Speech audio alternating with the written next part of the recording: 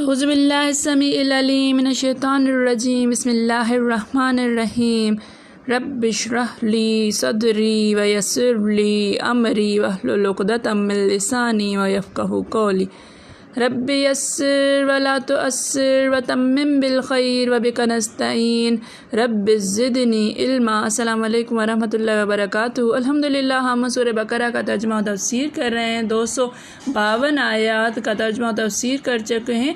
253 آیات کا ترجمہ ہم نے کیا ہے، تفسیر اس آیت کی ہماری رہتی ہے۔ دیکھیے، اعوذ باللہ من الشیطان الرجیم، تلک الرسل فضلنا بعضهم علی بعض، تلک رسل، یہ رسول ہیں، فضلنا بعضهم علی بعض، ہم نے فضیلت دی ہے ان کے بعض کو بعض پر، بعض کو بعض پر ہم نے فضیلت دی ہے۔ منہم من کلم اللہ، ان میں سے کچھ ہیں جنہوں نے اللہ سے کلام کیا یا اللہ نے ان سے کلام کیا۔ ورفع بعضهم درجات، اور رفع اس نے بلند کیے بعض کے درجات۔ وآتینا عیسی ابن مریم، اور ہم نے عیسیٰ ابن مریم کو دی البینات، کھلی نشانیاں، واضح نشانیاں۔ وَأَيَّدْنَاهُ بِرُوحِ الْقُدُسِ، اور ہم نے ان کی تائید کی روح القدس کے ذریعے سے، یعنی حضرت جبرائیل علیہ السلام کے ذریعے سے۔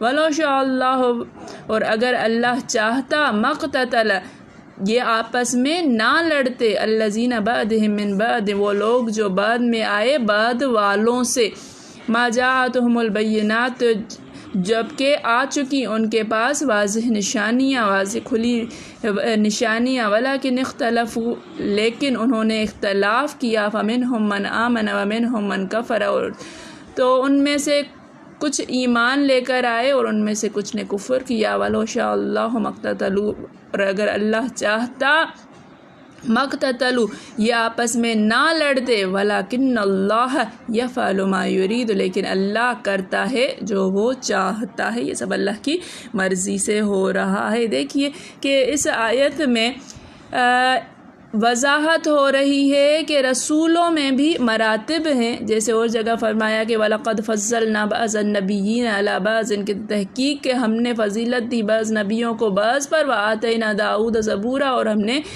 داؤد علیہ السلام کو زبور عطا فرمائی۔ یہاں بھی اسی کا ذکر کر کے فرماتا ہے ان میں سے بعض کو شرف ہم کلامی بھی نصیب ہوا ہے، اللہ تعالیٰ نے کلام کیا ہے۔ کچھ نبی ایسے ہیں جن سے اللہ تعالیٰ نے خود کلام کیا ہے، جیسے حضرت موسیٰ علیہ السلام جب کوہ طور پر آگ لینے گئے تھے تاکہ رہنمائی حاصل کریں اس سے، تو اللہ تعالیٰ نے جب پہلی وحی عطا فرمائی تو اللہ تعالیٰ نے کلام کیا، اور پھر یہ کلام کا سلسلہ ان کی نبوت تک رہا۔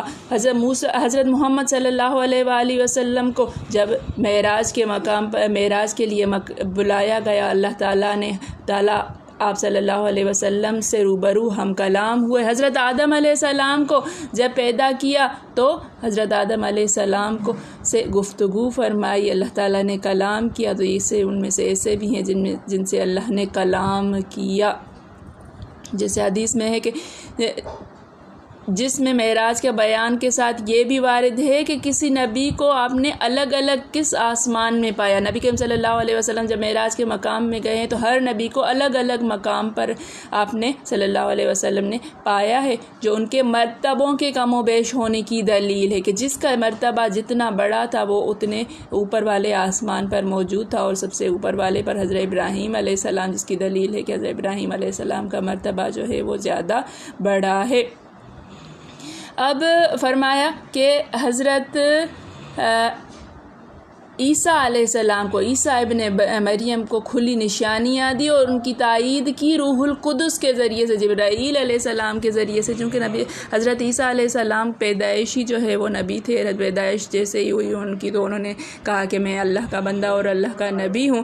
تو اب یہودیوں سے ان کو بچاؤ کے لیے ہر وقت حضرت جبرائیل علیہ السلام ان کی جو ہے وہ حفاظت کیا کرتے تھے، ان سے بچایا کرتے تھے، ان کی تائید کے لیے ان کو حضرت جبرائیل علیہ السلام کو لگا دیا گیا تھا۔ تو اب ان مراتب میں کیا ہم یہ کہہ سکتے ہیں کہ اس نبی کا مرتبہ زیادہ ہے، اس کا مرتبہ کم ہے؟ تو اس کے لیے دیکھیے کہ حدیث میں آتا ہے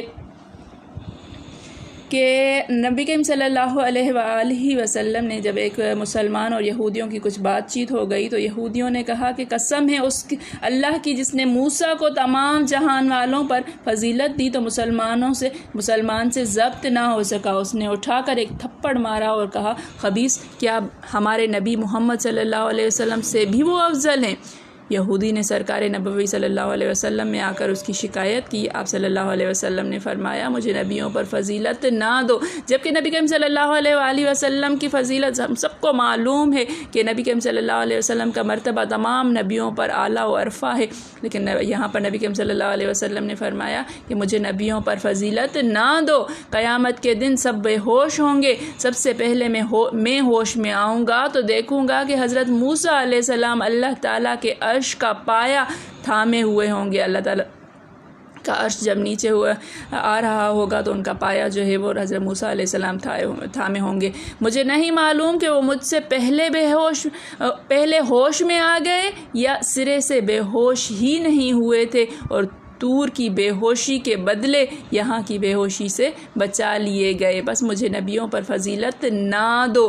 ایک اور روایت میں ہے کہ پیغمبروں کے درمیان فضیلت نہ دو، بس یہ حدیث بظاہر قرآن کریم کی اس آیت کے خلاف معلوم ہوتی ہے۔ یہاں پر تو ہے کہ بعض کو بعض پر فضیلت ہے اور نبی کریم صلی اللہ علیہ وسلم فرماتے ہیں کہ نبیوں کو آپس میں فضیلت نہ دو، تو تعارض جو ہے وہ دراصل نہیں ہے۔ ممکن ہے کہ حضور صلی اللہ علیہ وسلم نے یہ فرمان جو ہے وہ اس آیت فضیلت سے پہلے کا ہو، آپ کو علم نہ ہو۔ یہ بھی ہو سکتا ہے کہ آپ نے تواضع اور فروتنی کے طور پر فرمایا ہو، حقیقی طور پر جو ہے وہ نہ ہو ایسا۔ تیسرا جواب یہ ہے کہ ایسے جھگڑے اور اختلاف کے وقت ایک کو ایک پر فضیلت دینا دوسرے کی شان گھٹاتا ہے۔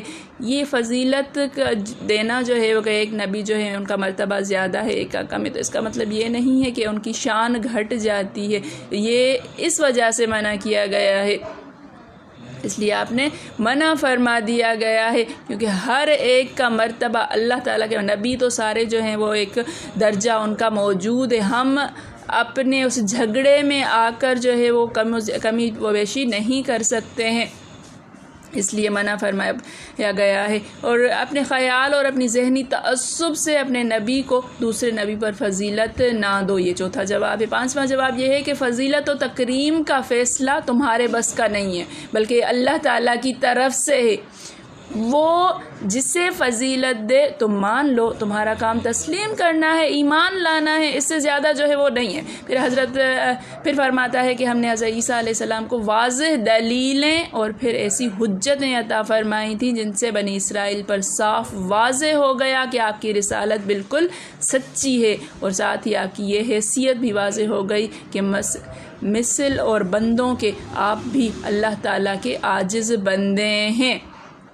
دیکھیے کہ اللہ تعالیٰ کے جو ایک حضرت عیسیٰ علیہ السلام کو خدا مانا جاتا ہے تو اس کی جو ہے وہ تردید ہو رہی ہے کہ اللہ تعالیٰ کے بندے ہیں، بے کس غلام ہیں، اور روح القدس یعنی حضرت جبرائیل علیہ السلام سے ہم نے ان کی تائید کی۔ پھر فرمایا کہ بعد والوں کے اختلاف بھی ہماری قضاء و قدر کا نمونہ ہے۔ اللہ تعالیٰ نے چاہا ہے، اللہ تعالیٰ نے ایسا لکھا ہوا ہے، ہماری شان یہ ہے کہ جو چاہیں کرے، اللہ تعالیٰ کی مرضی ہے۔ وہ یہ جو سارے اختلافات ہیں لوگوں کی مرضی سے نہیں ہو رہے ہیں، بلکہ اللہ تعالیٰ نے یہ سارا کچھ لکھا ہوا ہے۔